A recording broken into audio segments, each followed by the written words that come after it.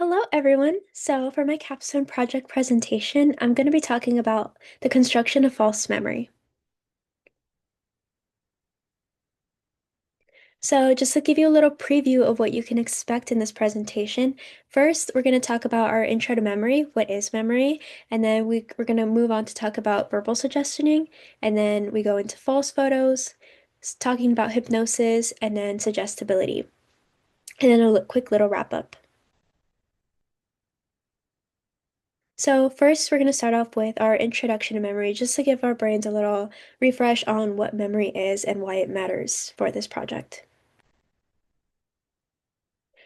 Memory, it's the who, the what, the where, the when, the why. We've all been asked to remember something, and sometimes it just doesn't always come up to us at the top of our head. The details are kind of blurred, or you thought you remembered something, but it's not coming out as accurately. So basically, memory is important because it allows people to store, recall, and use information from past experiences. It helps individuals learn new skills, recognize people and places, make decisions, and understand the world around them. In everyday life, memory helps people communicate, solve problems, and build relationships. And then why it's important to this research and the intersection between psychology and law. So basically, investigators, courts, and juries often depend on witnesses and suspects to accurately remember events. Think of all those crime documentaries you've watched or shows like Law and Order or Criminal Minds and how many times the interviews happen, and sometimes people always can't remember things.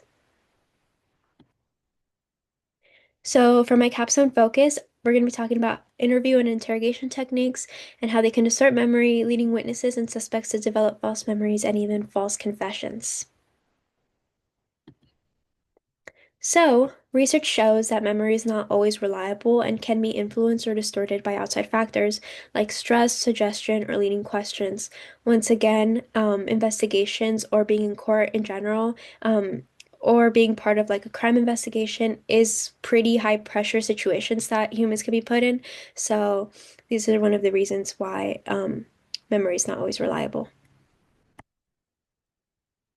So the first topic that we're going to be discussing into a study is verbal cues and how they can affect memory.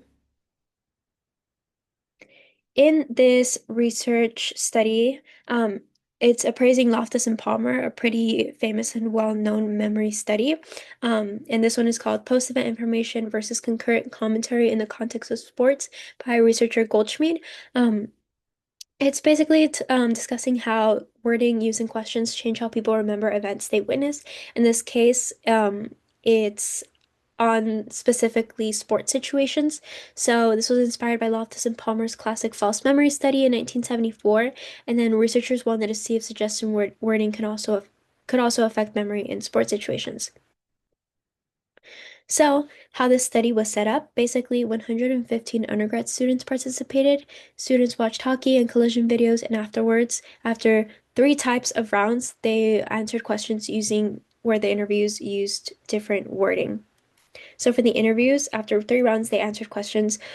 Basically, the first one, it would be how fast the players are going. It's like differences were how fast the players were going when he crashed, or how fast the player was going when he got contacted by the other player. And for these results, how the wording changed the participants' memories. So some of the main observations were that stronger words change participants' memories.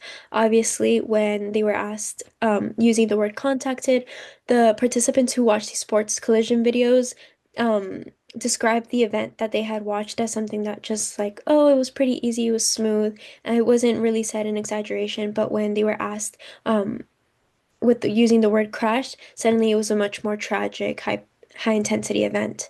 So, stronger words change participants' memories. Words like crash, collided, smashed led participants to remember faster speeds, more intense injuries, and more serious collisions. So, as we can see, the wording of questions used by the investigators does affect memory and how it's being recalled.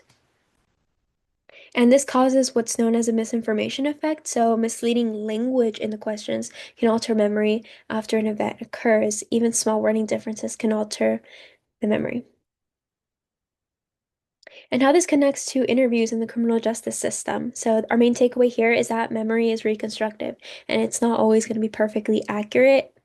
Memory, let's ask ourselves, if one word can change memory in a sports video, how might police questioning affect witnesses during serious criminal investigations, especially when the stakes are higher, you know? So, investigators may unintentionally influence memory by, once again, asking those leading questions, repeating suggestive language such as crashed, collided, and then using more exaggerated details.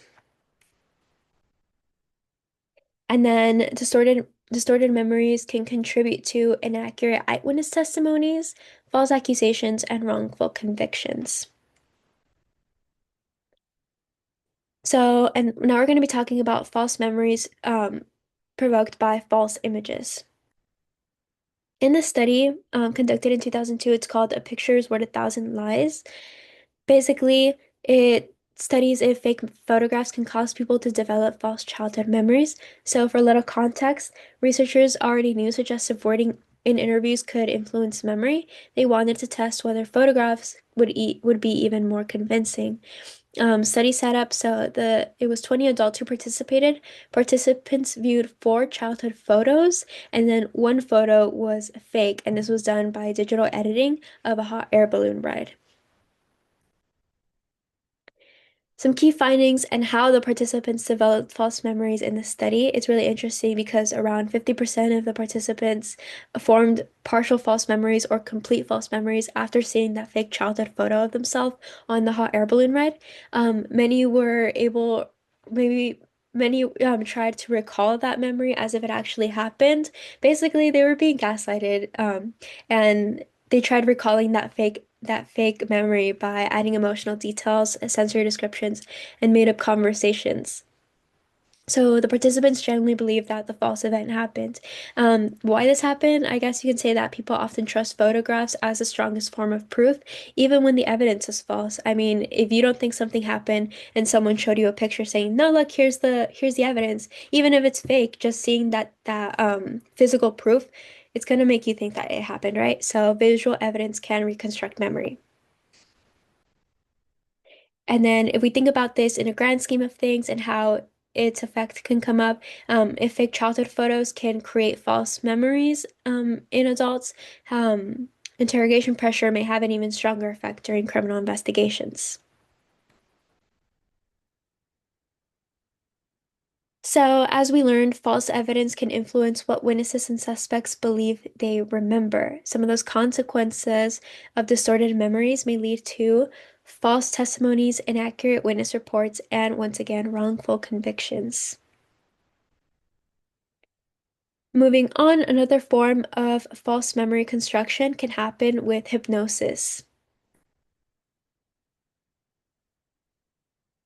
Just a little bit of context. What even is hypnosis, right? So hypnosis is a state of focused attention and increased adjustability. It usually happens when you're in a very calm state, and it's often used to help people recall memories. So this can increase confidence in remembered events, and research shows hypnosis may also distort the memory.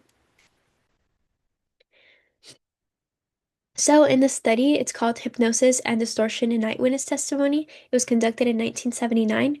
William H. Putman examined whether hypnosis affects eyewitness memory accuracy. So, researchers questioned whether hypnosis helps recover accurate memories or increase adjustability. And participants under hypnosis would be more vulnerable to misleading questions, was the hypothesis. Basically, how this study was set up was that 16 college students watched a videotaped accident. Participants were later questioned under hypnosis versus a normal state, and the interviews took place after short or long delays.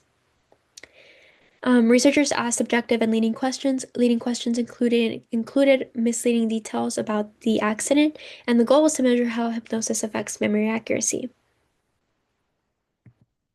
So some of the results and findings were that participants under hypnosis made more errors on misleading questions.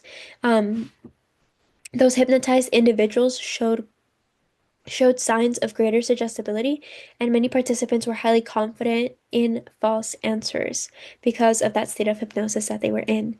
Um, Leading questions increase the memory distortion, and the study concluded hypnosis can reduce eyewitness reliability and contribute to false memories. Moving along, we're going to talk about the suggestibility of children's memories. Now, this is coming from a research study on how false memories can form, and suggestive interview techniques. So, leading questions can influence children's answers. Repeated questioning increases inaccurate responses.